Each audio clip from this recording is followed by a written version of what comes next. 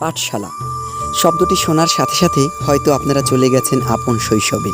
তবে আজ আপনাদের নিয়ে যাব আমাদের গ্রামের ঐতিহ্য, আমাদের গ্রামে বর্তমানে চলমান সেই বিশেষ পাঠশালায়।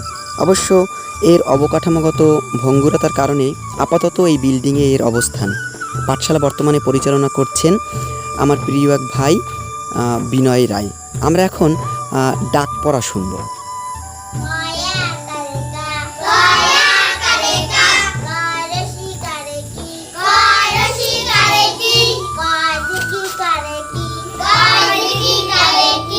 পাঠশালার বিশেষ আকর্ষণ এই ডাক পড়া। আসলে কত সুন্দর, কত কোমলমতি শিশুরা এই পাঠশালায় অবস্থান করছে। একটা ফুলের বাগানের মতন মনে হচ্ছে। পাঠশালা হলো জ্ঞানের আলোক শিখা, যেখানে কেবল পাঠ্য বইয়ের পাঠ নয়, জীবনের পাঠও শেখানো হয়। তবে আমার কাছে মনে হচ্ছে কি জানেন, শিক্ষিত হওয়ার চেয়েও ভালো মানুষ হওয়াটাই বেশি জরুরি। সবার জন্য শুভকামনা, সবাই ভালো থাকবেন। ঈশ্বর সবার মঙ্গল করুন।